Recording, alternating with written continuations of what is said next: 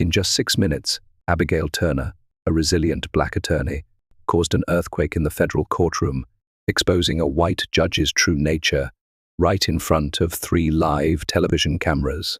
The question is, how did she turn the trial into a nightmare for the person sitting in the seat of justice?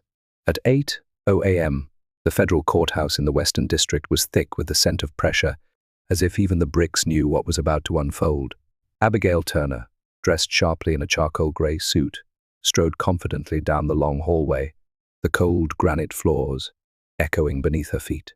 In her hand was a thick stack of files labeled in bold red, State versus Bennett, misappropriation of public funds.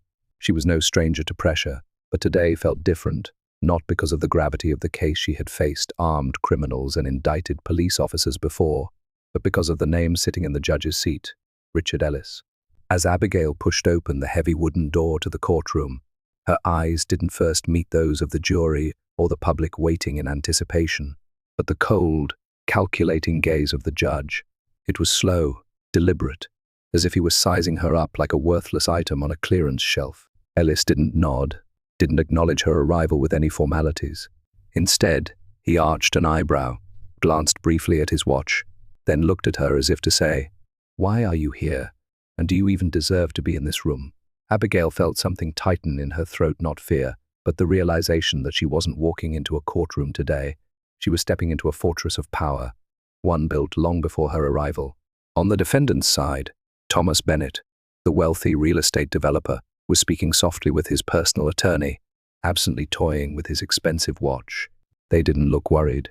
Bennett even turned to smile casually at a man in a suit near the prosecution bench, as if they were about to watch a cheap play. As Abigail placed the files on the table, her eyes caught 3 reporters sitting in the last row, nodding politely in her direction. A camera was being adjusted. The court was open to the public today, and she knew every move she made would be scrutinized like a dissection. But what truly gnawed at her wasn't the cameras, it was the elderly woman sitting in the public gallery, her simple appearance in a worn coat. A security guard had just told her she was sitting in the wrong seat. The woman stood, bending slightly to apologize, but her eyes were filled with humiliation. Abigail saw it, and she saw that the white man sitting next to her wasn't corrected, even though he was spilling out of his row. This wasn't a minor discrepancy. It was a silent message from this building: who has power and who doesn't. The heavy door slammed shut behind her. There was no turning back. Abigail took a deep breath, adjusted her collar, and stared straight ahead where power sat high, cloaked in black robes, but with eyes full of bias. Her anger hadn't yet erupted, but it smoldered quietly beneath the surface, like fire under ash. And Abigail knew today's battle wouldn't just be about justice for the state. It was a confrontation between truth and the decayed power that had survived too long on the silence of those who once stood where she stood. The sound of the stenographer's keys tapping away on the keyboard seemed to punctuate the heavy silence in the room, like an unsettling drumbeat, signaling the rising tension that was about to consume the courthouse. Abigail had barely stepped into the room before the eyes of everyone present were upon her, no longer out of curiosity, but with a calculated, cold scrutiny. It was as if they all already knew everything about her and were now simply waiting for her to falter, to make a mistake, to fail. The defense attorney, an aging man with the polished air of someone who had just come from a high-end cocktail party, slightly tilted his head and exchanged a knowing glance with the judge. The entire room felt like a performance, a play in which Abigail had not been given the script. Judge Ellis tapped lightly on the file in front of him, his fingers drumming with a deliberate slowness, almost savoring the moment. Then, without a flicker of empathy, he looked up and sneered.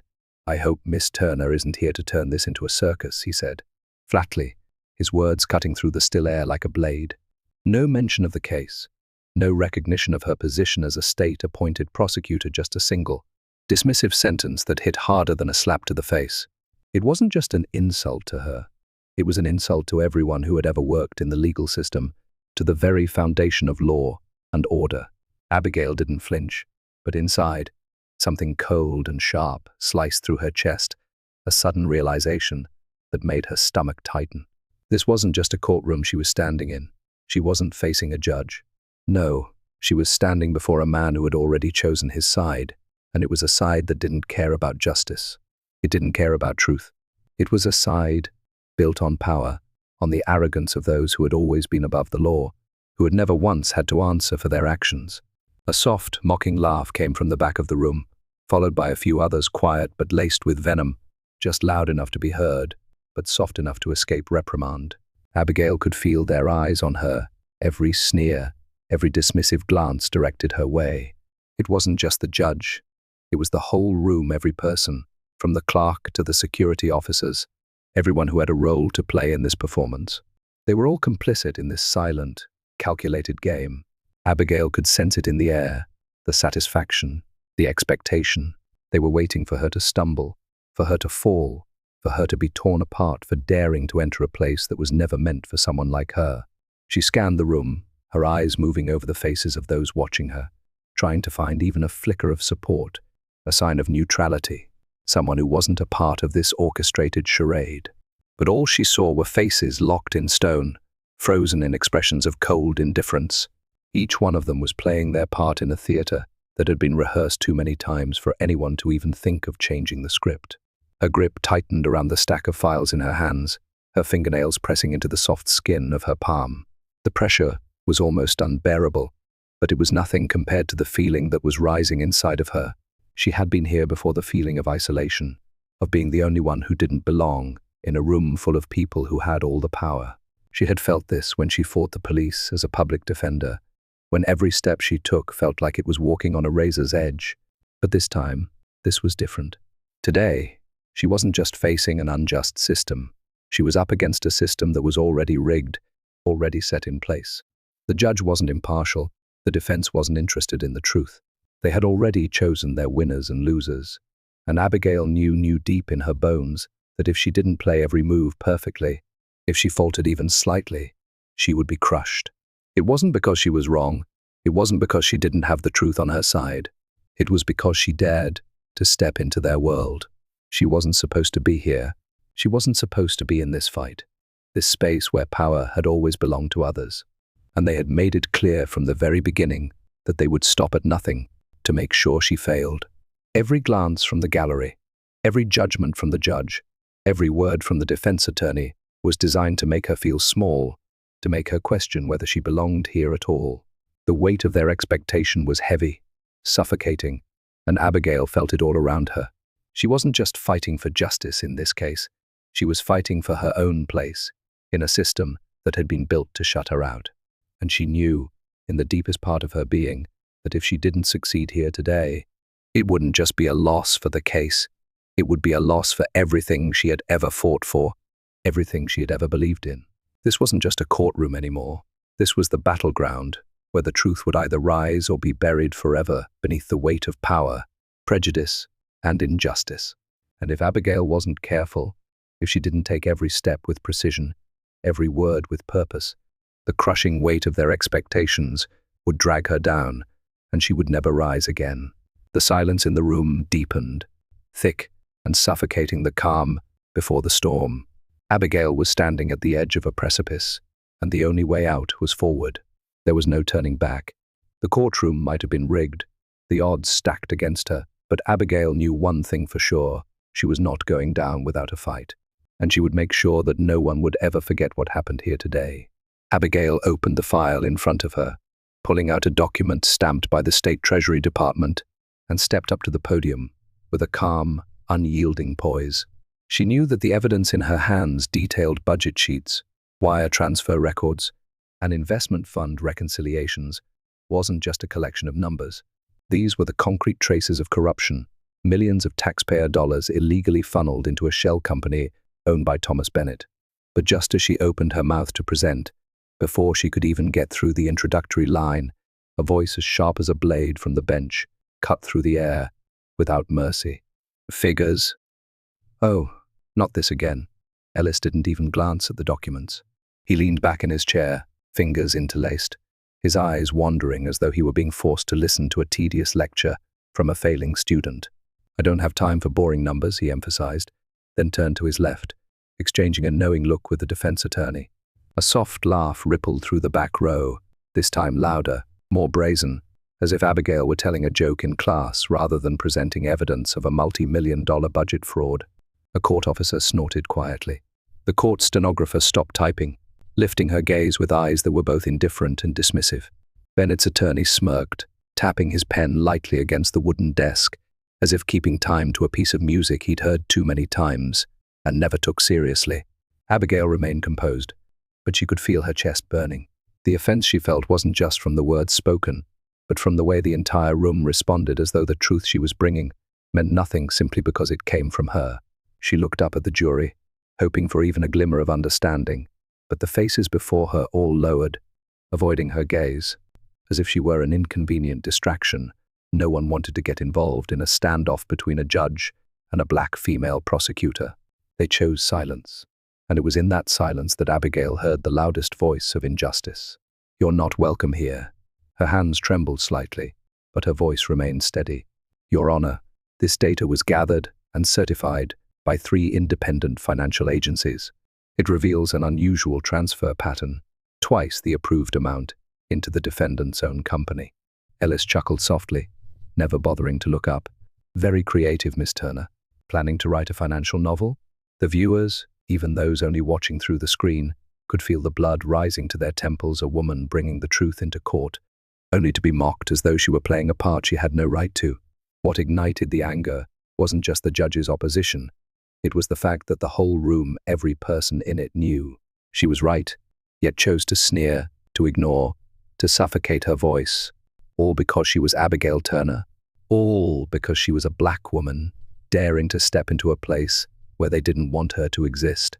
Before Abigail could take a step back from the podium, Ellis's voice sliced through the silence again, this time sharper than before, reverberating across the courtroom. "So, you plan to mask your incompetence with a pile of boring documents." The words weren't just a legal challenge anymore. They were an outright personal attack, a strike meant to break her spirit. And the worst part was, it didn't come from an opposing attorney. This venomous remark came from the very person who was supposed to be the guardian of fairness, the one meant to uphold the neutrality of the law, the judge, the so-called symbol of justice. For a brief moment, the courtroom held its breath in complete silence, not because of surprise, but because this was a familiar, almost expected performance, a performance where power dictated who stood and who fell. The defense attorney, smug as ever, gave a slight nod, curling his lips into a barely concealed smirk. A court clerk near the door cleared his throat, unable to suppress his own amusement. A middle-aged man dressed in a blue suit muttered loudly enough for everyone to hear, "Who does she think she is? She's probably just out of law school, doesn't even know how to read a report." The words echoed in the room, and yet no one said anything.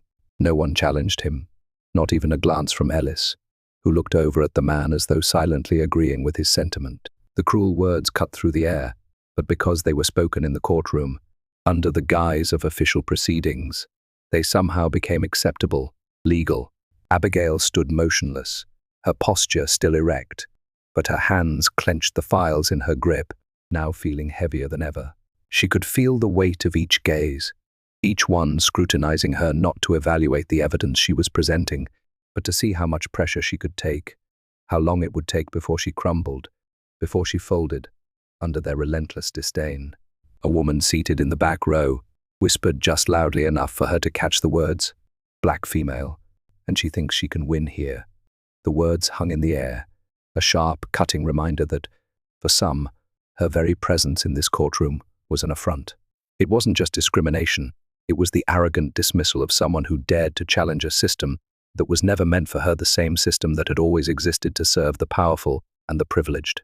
And then, as though the assault on her dignity wasn't enough, Ellis delivered another blow, this time without even the slightest attempt to disguise his contempt. "Miss Turner, I strongly advise you to tone down these emotional theatrics. This is a courtroom, not some stage for the overdramatic performances of those who think they're victims." His words were like daggers, aimed not just at her case, but at her very essence, her professional integrity. He wasn't just questioning her legal strategy, he was dismissing her as a person, as a professional, with nothing more than a casual sneer. And worse, no one, not a single soul in the room stood up to defend her. No one even flinched. The room felt suffocating, the air thick with the stench of injustice. The audience, whether watching in person or behind the screens, could no longer sit idly by. The weight of the injustice was overwhelming. They felt her humiliation, her frustration, her anger on behalf of every person who had ever been underestimated, belittled, or discarded. She wasn't wrong. She was simply doing what was right. She was standing for the truth, for justice, but in a space where the truth was treated as an inconvenience, where a judge could use his position to crush someone beneath his power, there was no longer any hope of fairness. But Abigail didn't lower her gaze. She didn't retreat, even in the face of their mockery, their cruelty, and their overwhelming power. She stood tall, unwavering. Her chest rose and fell with steady breaths. And when she spoke again, her voice was calm, measured, but with an unspoken fire that couldn't be extinguished. "Then I will let the next piece of evidence speak for itself." Her words cut through the room with clarity, each one deliberate, strong. She wasn't going to bend. She wasn't going to back down. Abigail Turner was not a woman who knelt before the injustices that sought to break her. But as she faced the oppressive weight of the system, a part of her knew the true question now wasn't whether she would break. It was who, in the end, would be the one to kneel. The atmosphere in the courtroom thickened after Ellis's cold response, but Abigail didn't let herself be dragged into the swelling tide of anger. She opened the second briefcase, pulling out a publicly available contract between the city and Thomas Bennett's real estate development company, then gently placed it onto the projector. "Your Honor," she began, her voice steady, but each word seemed to squeeze the air from the room. "This is the initial budget approval contract. $12.5 million for the East Side Residential Redevelopment Project. However, this budget statement, obtained from the Federal Budget Office, shows that Bennett's company received a total of $24.8 million. And what's even more significant is this." She turned the page. A new document appeared on the screen, a form allowing for out-of-budget transfers, signed and stamped with only one signature, Richard Ellis. The name flashed clearly, dominating half the screen in the now stunned room. Every single person in the room, whether the court clerk, the defense attorney, or the security officers, held their breath. No one spoke. No one moved. The signature was glaringly clear. It couldn't be forged. It couldn't be fabricated. It couldn't be denied. Abigail didn't look at the screen, though. She kept her gaze locked on the judge, perched high on his bench, where people still believed that conscience and justice could coexist, but now both were being distorted by a single stroke of ink. Ellis leaned forward slightly, clasped his hands, and glanced at the document with the disinterested air of someone perusing a restaurant menu. Then he muttered a curt, dismissive line, cold as ice, invalid. Abigail furrowed her brows, hesitating for a beat. "Your Honor, this document was collected under subpoena from the State Department of Justice, authenticated, and stored in the federal system." But Ellis was unwavering. "I said it's invalid. And it's invalid," he retorted. Then, for the first time in the entire trial, his eyes met hers directly, not as a judge assessing an argument, but as a man wielding absolute power to dismiss his opponent. A whisper briefly rose from the back row. "Oh my God, he really did sign it." A middle-aged woman covered her mouth, eyes wide with disbelief. But Ellis didn't care. He lightly tapped his gavel against the desk. "Document discarded. Move on."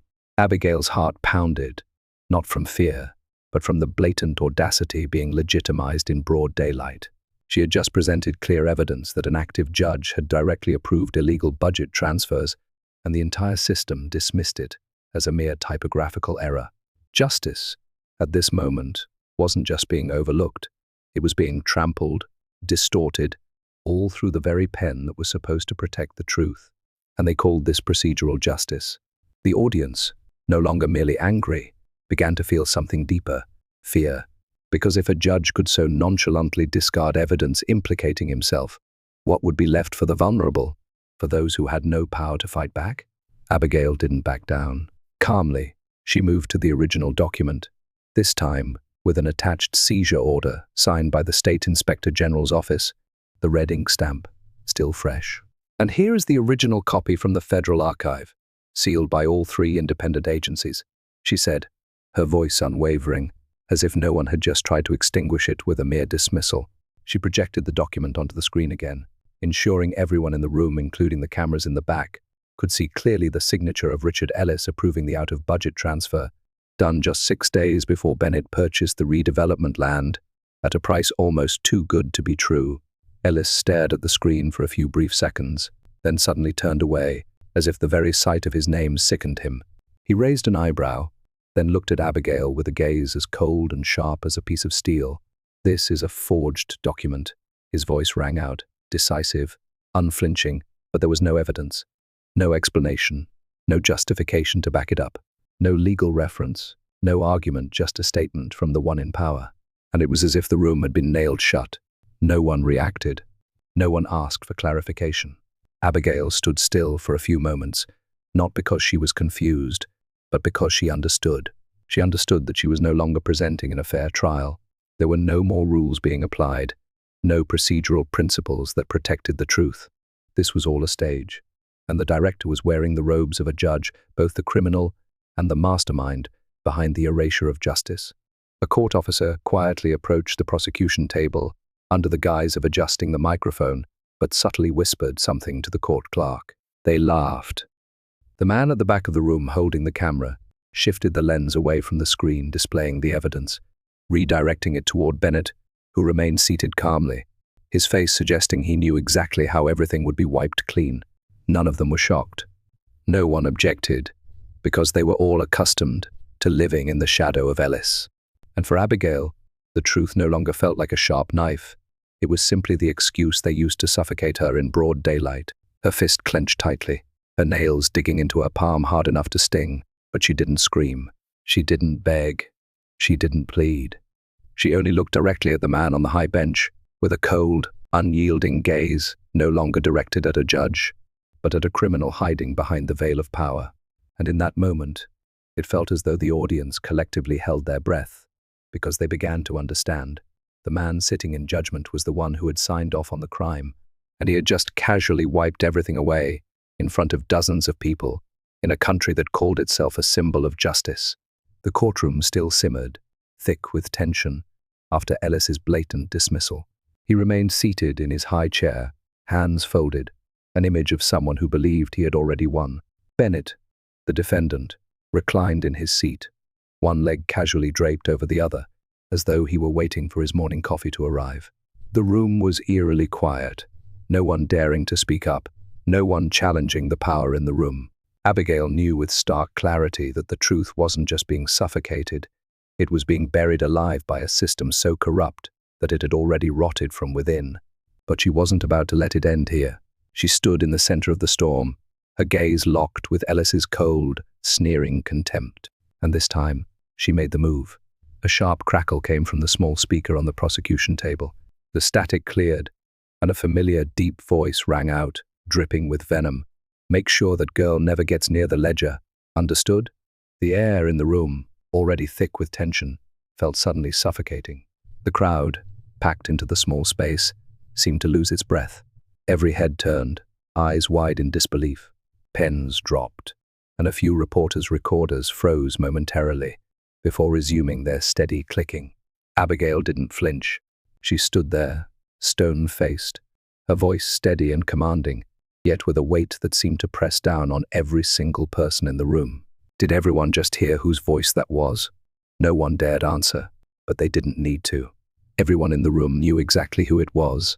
It was Richard Ellis's voice, unmistakable, undeniable, and irrefutable. No longer could this be dismissed as just a signature or a speculative accusation. This was a living, breathing voice, a voice commanding the concealment of evidence, manipulating the process, and obstructing justice itself. A voice belonging to the man who had sworn to uphold the law, yet was the very one tearing it apart from within. Ellis leaned forward slightly, his face drained of color for a brief moment before it flushed. Bright red, his anger palpable. "This record is illegal. It cannot be presented in court." His voice cracked for the first time, showing real unease, breaking the veneer of control he had held so tightly throughout the trial. But this was no longer a legal objection. It was a desperate cry from someone who knew he had been exposed. Abigail, undeterred, didn't let him regain control. She calmly retrieved the printed copy of the valid warrant, raising it high so everyone in the room could see. "This is a legally obtained recording. authorized by the state prosecutor's office and verified by the federal inspector 3 weeks ago. I have adhered to every legal protocol. A low murmur spread through the jury. One of them whispered, "I can't believe this." In the back row, a woman gripped her purse tightly, leaning toward her friend with disbelief in her eyes. "It's him. It's really him." The anger among the audience had shifted, no longer a mere response, but an explosion of realization. The truth had been laid bare, and now what they had witnessed wasn't just an isolated case of misconduct. It was a systemic failure, a deliberate erasure of justice. But it wasn't just the jury and the audience who saw it. The weight of the moment crashed down on everyone who had been complicit in keeping the truth buried. The room was no longer just filled with silence. It was filled with tension, with a collective holding of breath. Abigail stepped forward, her movements deliberate, taking another breath before pressing play once more. The same voice blared from the speaker. "I don't care how. Just make sure she never touches the ledger. Got it?" The words echoed like a hammer, striking the last remnants of illusion. It was no longer a question of what was right or wrong. It was a question of who was willing to stand up and face the truth, no matter the consequences. At that moment, the facade cracked completely. The mask of authority that Ellis had worn for so long shattered, revealing the reality beneath. A man who had abused his power, who had betrayed the very oath he swore to uphold. And yet, his system had been working tirelessly to protect him, to make sure that no one would question him, that no one would stand in his way. Abigail didn't back down. Her gaze, cold and unwavering, locked onto Ellis, as if she were passing judgment herself. There was no need for a verdict now. Her eyes were the sentence.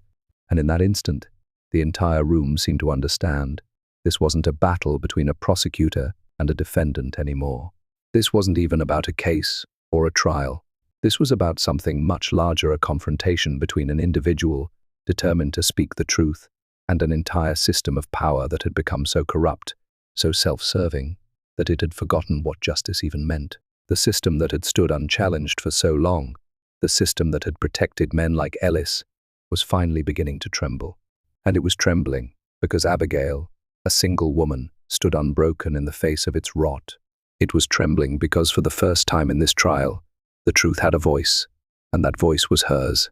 The shockwave from the recording had yet to settle when Abigail, with an air of quiet authority, pulled out a thick folder from her case, its edges marked with the unmistakable seal of the federal government. She opened it carefully, revealing the exact transcript of the audio that was played. Each line, transcribed with precision, was time-stamped and bore the seal of an independent audio examiner.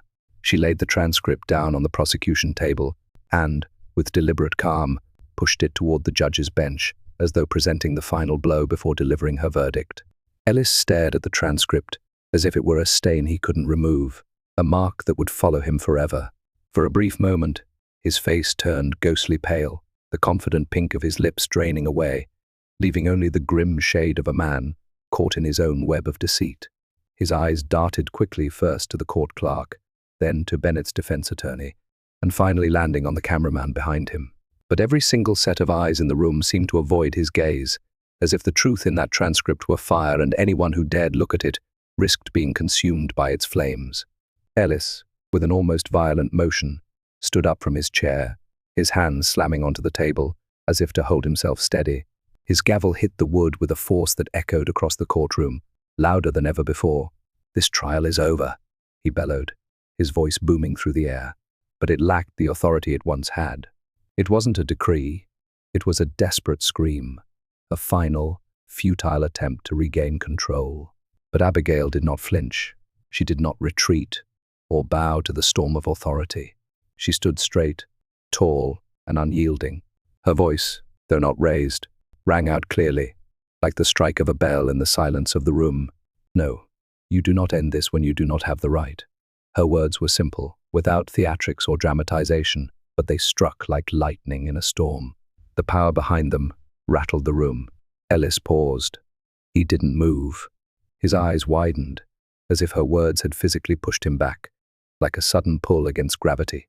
The world around him, the gavel, the robe, the high bench, the power he had once wielded with ease, suddenly seemed laughable. It was all so fragile, so absurd.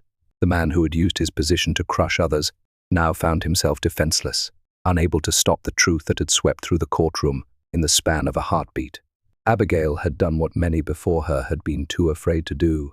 She had stripped him of his power.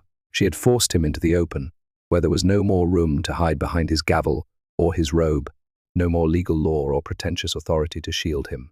A single recording, a single mistake, had done what years of legal arguments could never achieve. The entire courtroom fell into silence, thick with the weight of what had just unfolded. The recording, which had seemed like a whisper just moments ago, now hung heavily in the air, suffocating the very space where justice had once been presumed to exist. Abigail, still standing, her gaze unflinching, held her ground. She wasn't just presenting evidence anymore. She was declaring, in no uncertain terms, that the law had been violated, that justice had been distorted, and that a man who was supposed to embody the law had become its greatest abuser. Ellis stumbled back, his face a mask of disbelief. He clenched his jaw, his knuckles white against the wood of the desk, as if he were trying to hold on to something, anything to preserve the illusion of control. But it was slipping away, and he knew it. He looked around the room, eyes scanning, looking for anyone to help him, to stop the momentum that Abigail had set into motion. But there was no one. Not a single person in that room stood up to defend him, not the attorneys, not the jury, not even the court staff. Abigail's voice broke the silence again, firm and unyielding. This is not over, not until the truth is recognized for what it is. Her words were simple, yet they hung in the air, heavy and unassailable, as if they alone were enough to bring the entire corrupt system crashing down. Ellis, his face now flushed with fury, stood up abruptly, trying to regain control, but his movements seemed slow and calculated, like a man desperate to hold on to something he couldn't grasp. He looked at Abigail, his eyes narrowing in anger, but there was no more power in his gaze. There was only fear, the fear that comes when one realizes they are no longer in control. This is madness," Ellis shouted, but his voice cracked. "You've gone too far, Miss Turner." But Abigail, unshaken, took another step forward. The weight of the room pressed in on her, but she didn't bend.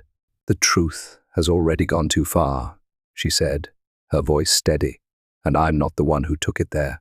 You did." The air in the courtroom had shifted. It wasn't just the temperature. It wasn't just the tension. It was the feeling of something breaking, of something irreparable shattering before their eyes. Ellis, once the embodiment of power in that room, was now stripped bare, exposed for the world to see. And in that moment, as he stood before the very people he had once lorded over, there was no longer any dignity in his posture. There was no longer any nobility in his role. All that was left was a man, an ordinary man, caught in the weight of his own lies. As the reality of what had just happened sank in, the room seemed to inhale collectively. And for the first time in this trial, people began to understand. This wasn't about a legal case anymore. This was about something much larger, something much more profound. This was about justice, not just for the state, but for everyone who had been crushed under the weight of a system that had lost its way. And for the first time, the people in that room saw that, with one voice, Abigail had managed to expose the cracks in the very foundation of that system. She had done the impossible. She had made them see the truth. And in that moment, the power that Ellis had once wielded, the confidence he had shown in his years of unchecked authority, all evaporated. He was no longer the judge. He was no longer the one in control, because the truth, once unleashed, was a force more powerful than any gavel, any robe, or any title. And as Ellis stood there, powerless and exposed, Abigail realized that this was not just a victory for her. It was a victory for everyone who had ever been silenced. A victory for those who had fought for justice, even when the system was rigged against them. And now, for the first time, the system was trembling because they could no longer pretend. They could no longer ignore what had been laid bare before them. And the one person who had the courage to stand up, Abigail Turner, had done what no one had dared to do before. She had made them face the truth. And in doing so, she had set justice free. The deafening silence hung over the courtroom for several long seconds after Abigail's words, as if the entire space were holding its breath in anticipation of the storm that was about to break. And then, the sound of the courtroom door swinging open. 2 federal officers in dark blue uniforms strode in, their heavy steps echoing across the marble floor. They said nothing at first, no need to. Their mere presence was enough to make everything in the room, the sound of the cameras, the quiet breaths of the audience tighten, like the string of a bow. Abigail didn't turn around. She didn't need to. She had known this moment would come. One of the officers stepped forward, pulling a piece of paper from his pocket. His voice rang out clearly, like thunder breaking the stillness. Richard Ellis, pursuant to the orders of the U.S. Attorney General's Office and the federal investigation, you are being arrested for obstruction of justice, abuse of judicial power, and aiding in the embezzlement of public funds. The room seemed to explode in a gust of cold air. Every pair of eyes snapped toward the high bench, where just moments ago the words of arrogant judgment had echoed through the air. Ellis stood motionless, his eyes widened, his mouth slightly parted, as if he were about to say something, perhaps to refute, to deny, or simply to salvage whatever was left of the title of federal judge he had clung to all his life. But no sound came out. There were no arguments, no dignity, and above all, no one in the room believed in the power he once represented. The handcuffs gleamed under the overhead lights, the cold light reflecting off the bright steel.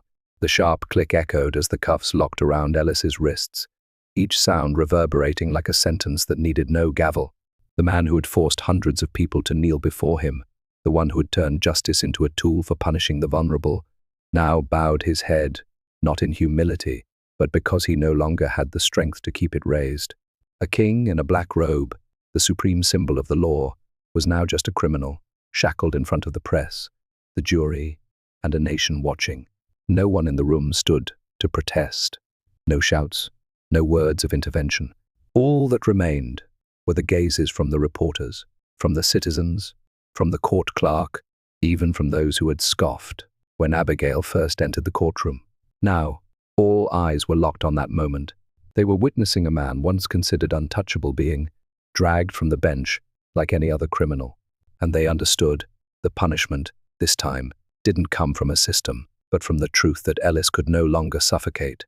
Abigail remained, standing in her place.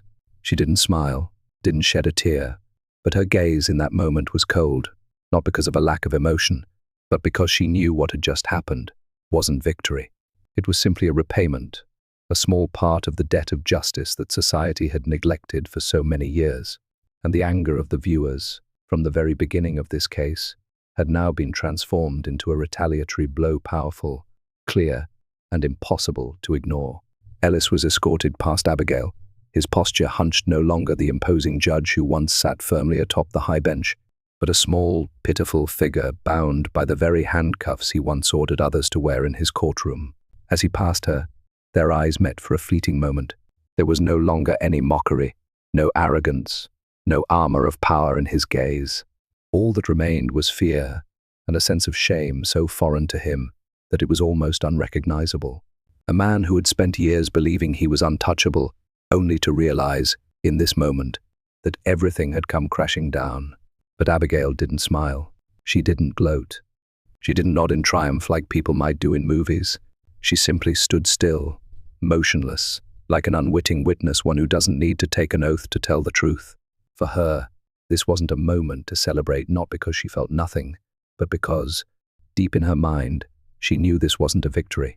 This was the truth that should have come a long time ago. She thought back to the people who had stood before this very bench, the poor clients who had been harshly judged simply for not being able to afford decent lawyers, the black mothers pleading for time for their sons to live decently, the workers who were falsely accused for daring to sue the companies that exploited them. All of them had once lowered their heads under the cold hand of a judge, none other than Ellis, who had the privilege to decide who was worthy of being heard and who was to be discarded like trash.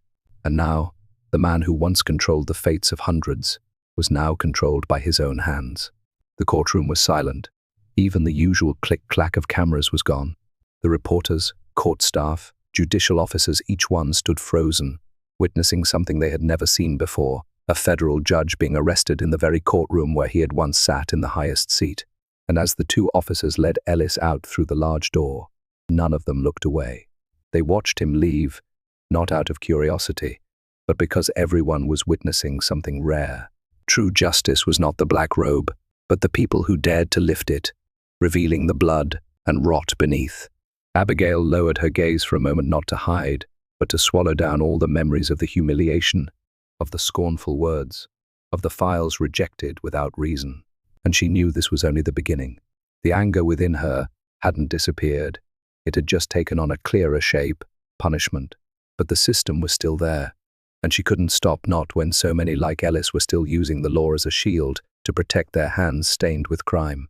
The courtroom door slammed shut behind Richard Ellis, sealing off the man who had once stood as the symbol of judicial power. The air in the room grew thick with a heavy, suffocating silence, not because of the absence of a judge, but because the shadow of authority that had loomed over them all was suddenly gone. The power that had seemed unshakable was now exposed for all to see, and yet, within that silence, another presence shifted uneasily. Thomas Bennett, the man who had been lounging comfortably in his seat, playing the part of the passive observer, suddenly stirred. His fingers began to tap nervously on the table, an unconscious gesture that revealed more about his state of mind than any words ever could. His forehead beaded with sweat, his palms clammy despite the cool air from the courtroom's air conditioning. Abigail wasted no time. She recognized the shift in him, the man who had once seemed untouchable, now appearing to fidget under the weight of his own guilt. She turned her eyes toward him, cold and unrelenting, like a predator locked onto its prey. Her step was measured, deliberate as she moved toward the defendant's table, her gaze unwavering. She wasn't in a rush. She didn't need to be. But her presence alone was enough to make Bennett squirm, enough to force him to look away. She approached, slowly, deliberately, every step echoing in the courtroom like a drum beat signaling the final act. "Mr. Bennett," she spoke, her voice steady and controlled, each word cutting through the silence with an icy precision. "You just saw what happened to a man who thought he was untouchable." Her eyes locked with his, piercing and unmoving. Bennett didn't respond. His gaze darted around the room, looking for any sign of support, any ally that might intervene. But Ellis was now in handcuffs, and Bennett's legal team, once so confident, was reduced to nervous glances and trembling silence. The very people who had once stood beside him were now reduced to mere bystanders, powerless in the face of the truth. Abigail moved closer, her hand resting on the thick stack of documents laid out on the prosecution table. She could feel the weight of the evidence, the weight of every word, every document that had been gathered to expose the corruption that had plagued the system for so long. She turned a page, a deliberate motion, and slid it across the table toward Bennett. "Your signature is right here," she said, her voice low but full of authority, alongside Ellis's signature. "Do you really think your name won't be on an arrest warrant before long?" Bennett swallowed hard, the sound audible in the silence of the room. His throat was dry, his pulse quickening. Just moments ago, he had been the powerful real estate mogul, the man who thought he could buy his way out of anything. He had been untouchable, a king in his domain. But now, with one simple motion, his entire empire had started to crumble. Ellis had fallen, and Bennett knew all too well that when one part of a corrupt system collapses, the rest of it often follows. Abigail stood tall, unwavering, her gaze fixed firmly on his. Her voice softened, but it carried a weight that no one in the room could ignore. "Do you want to keep your life?" she asked, her words simple yet laced with a quiet fury that made the entire room shudder. It wasn't just a question directed at him. It was a challenge that had been building for years. Bennett visibly flinched, his face reeling with a mix of anger and fear. For the first time, he seemed small, insignificant. The facade of confidence that had once made him so untouchable was now gone, replaced by a man desperate to hold on to whatever semblance of control he had left. He shifted uncomfortably in his seat, his eyes flicking around the room, looking for an escape that wasn't there. Abigail didn't wait for him to respond. She leaned in, her voice dropping even lower but clear enough for everyone to hear. "Start talking, or you'll be the next one dragged out of this courtroom with shiny handcuffs on your wrists." Her words hung in the air, and the room felt like it had frozen in place. It was as if time itself had come to a halt. The audience, whether sitting in the courtroom or watching from a screen, could feel the power of that moment. The weight of the truth was undeniable. Abigail wasn't just speaking to Bennett anymore. She was speaking to every person who had ever been complicit in the corruption that had tainted the system for so long.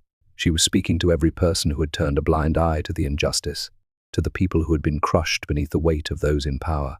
The moment wasn't just about exposing one man's guilt. It was about bringing down a system that had been built on lies, on manipulation, on the abuse of power. It was about showing that justice wasn't just about winning a case. It was about bringing the truth to light, no matter the cost. And in that moment, Bennett understood. He understood that Abigail wasn't just here to win a case. She was here to expose the very foundation of corruption that had allowed men like him and men like Ellis to operate unchecked. She was here to tear down the walls that had protected the guilty for far too long. And as the tension in the room reached its peak, one thing became clear. The fight wasn't just for one man's downfall. It was a fight for justice itself, a fight that had been a long time coming, and one that Abigail was determined to win. And with every word she spoke, with every step she took, she was making sure that the truth would never again be buried, not by power, not by fear, and certainly not by the men who thought they could control it all. Bennett sat there, his lips tightly pressed together, his hands clasped on the table but trembling ever so slightly. His face the face of a man who had once approved multi-billion-dollar projects. A man who had been hailed by the media as the new generation urban architect was now pale, drained of all color. He didn't speak immediately, but Abigail remained standing, unwavering, her eyes fixed on him. She knew men like Bennett, men who never feared justice, but feared being dragged into the light, losing control in front of the public eye, and having the mask they had so carefully crafted over decades ripped away. Finally, Bennett exhaled sharply, tugging at his tie as if the air in the room had suddenly become too thick to breathe. I need protection," he stammered, his voice no longer carrying the arrogance it once had, a surrender not to justice, but to the harsh reality. His greatest shield, Richard Ellis, had just been shattered before the eyes of millions. Abigail didn't respond with anything more than a subtle nod, but inside her, something shifted. It wasn't satisfaction. It wasn't relief. It was a surge of tension, because she knew the game had only just begun.